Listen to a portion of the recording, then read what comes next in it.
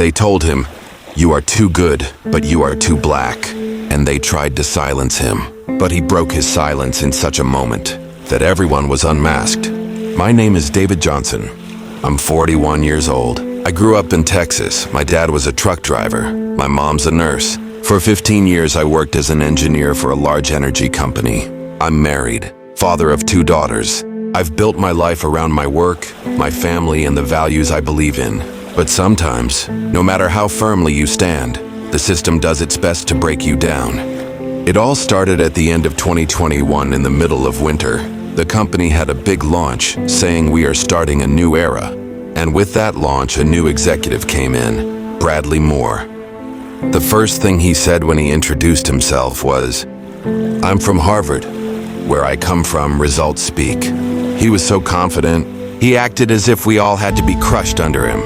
In our first private meeting, he looked at me and said, "You're the showcase of the company, David. Black, disciplined, polite. You're good for our image." When I first heard it, I smiled, thinking maybe he was making a bad joke. But as time passed, I realized that the joke was actually a point of view. He didn't see me as a person, but as a useful symbol, a window puppet. He would bring me forward in meetings and then claim the whole idea for himself. He owned everything as if I had never spoken. He was putting his name under my technical presentations. And I was aware, but everything was so skillfully hidden. When I objected, they accused me of being overly sensitive. They said, "Professionalism is measured by results, David, not emotions." And then one day, there was a small but critical error in a technical report sent to me. I noticed it and tried to correct it, but the version in the system was left as the wrong one, and that file was presented to the senior management exactly as it was. The day of the meeting came. Everything was going normally until that file was opened. Bradley stood up. He had a sad look on his face. Then he turned to me and said, "David is responsible for this mistake. Trust has been broken." In that moment, time froze. It was like the ceiling of my room collapsed in on me. He was so well prepared. Nobody said a word. That day there, I was publicly discredited. The following week, I got a call from HR. Attitudes contrary to internal values. Inappropriate behavior towards colleagues. No evidence. No eyewitnesses. Not even the right to a defense. There is only a report. A note at the bottom. Reported to have made discriminatory remarks. I left the room with a lump in my throat. People turned their heads in the corridors. No one could look me in the eye. Everything I had built for 15 years with the sweat of my brow, destroyed by a rumor, a signature, and a prejudice. It was raining when I went outside. But there was something heavier than the rain. The coldness of betrayal. They wanted to silence me, but they didn't know. Every silenced person starts to build up inside, and one day at such a moment it explodes. Even the strongest structures crack. Few days, I didn't know what to do in shock. I stared at the ceiling for hours at home. My anger, disappointment, and shame were mixed together. Was it really my fault? I asked myself, because the most effective way to destroy a person is to drown him in his own conscience. But then, one morning I looked in the mirror. I saw the tiredness on my face, and something inside me said, "This isn't you, David. You didn't deserve this. The people who did this to you are trying to steal you from you." That day I decided I would not be silent, but I would make my voice heard not by shouting but by planning, not out of vengeance, with a sense of justice. My first job was to collect the data. I archived every email I sent during my 15 years in the company. Presentations I made, reports, projects I contributed to. I opened each one by one, and I realized I didn't just work. I left my mark with the documents. Each presentation had a version date, metadata information in each file. So who changed when, who added what, who deleted what. They were all registered. Then I found out how Bradley had registered my presentations in his name. Same file, same images. Only the day before the presentation date, the titles were changed. I asked for Zoom recordings of some meetings, and you won't believe it, Hikmet. A lot of those records were missing, as if they had been deliberately deleted, but a few of them had been forgotten in the system. There were clear scenes where I spoke, but Bradley took the credit. Second phase witnesses. I had a few old friends I once worked with whom I knew honestly. I contacted them secretly. There were people who still loved me, who still believed in me. Some of them didn't want to take the risk, but there was one. Her name is Marissa. Marissa worked in the legal department of the company, and she supported me with one sentence. "Don't put me in this fight, but I'm behind you." He leaked me some procedural documents that showed that HR file was not prepared according to standard procedures. In other words, that report, which was prepared without my defense, was not legally valid. Third step, public opinion. One morning I went on LinkedIn, and I decided to speak there for the first time.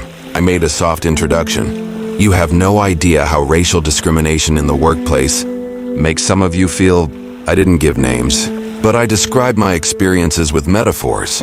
Some people are only seen as window dressing. Their speeches are not listened to. Their achievements are embraced. That post, it went viral within 24 hours.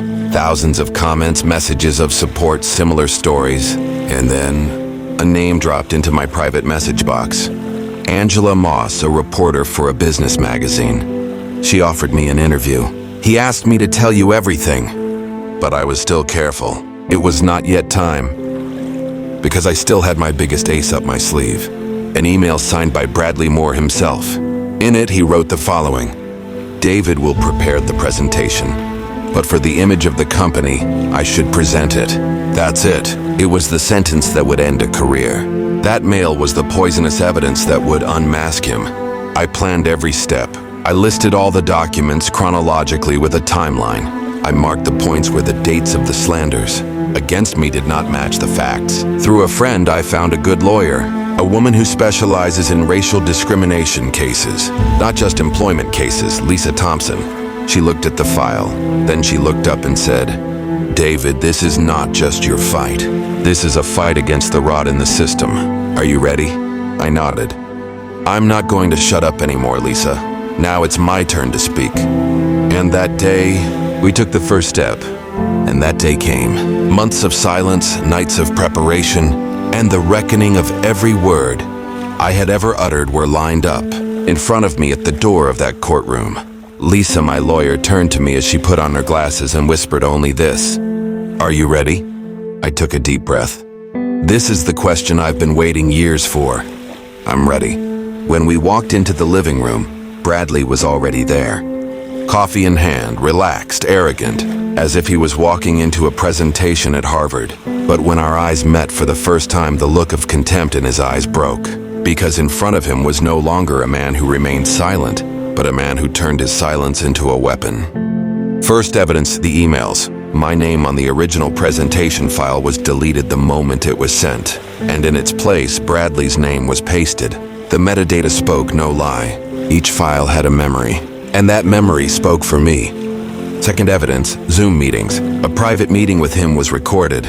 He said to me that day, "You're an image to us, David, but we make the real decisions." That word, "we," it was there that I realized the moment he pushed me out of the system. When that sentence echoed in the courtroom, there was a murmur in the hall. One of the jurors bowed his head. When the judge took off his glasses and looked at me silently, it was a turning point. The third piece of evidence, internal messages. Here's what Bradley wrote to another manager in a Slack thread. "David's ideas are good, but if he's too prominent, he'll be misunderstood. Anyway, you would know." We all knew what he meant by "you already know," the color of my skin. The litigation process took 45 days. Each time the other side tried to come up with a new lie, but I had the truth. Years of labor, the silent violence I suffered, the invisible walls I was exposed to, all of them finally united on one point: justice. Last day, the judge began to read the text of the judgment. Every word penetrated me. The evidence is clear. The plaintiff's dismissal was motivated not only by business reasons, but also by prejudice against his identity. In addition, the defendant manipulated internal resources in his favor and conducted a systematic campaign of defamation. And the sentence ends like this: "This court shall order the restoration of the plaintiff's reputation, the payment of pecuniary and non-pecuniary damages, and the dismissal of the defendant, and a notation on his professional record." Bradley Moore. He lost not only his job, but his reputation, his contacts, his future plans. This headline in a newspaper summed it all up. He destroyed for the sake of image, but he burned his own career. The company issued a public apology, and that day, my 15 years of work became more than a few apologies on paper. I didn't just get what I deserved, I got my honor back. That morning, I woke up relaxed for the first time in years. When I looked in the mirror, I was smiling, because someone had silently tried to destroy me, but I made my silence a voice and took back my right. And you? Have you ever felt silently wasted? Have you ever felt like shouting out when all you've done is suddenly ignored? Write in the comments. This story is not just mine. I want to hear every moment that you lived. And if you want to be inspired by such true stories, don't forget to subscribe to my channel, because sometimes justice comes late. But when it comes, everything that has been silenced begins to speak.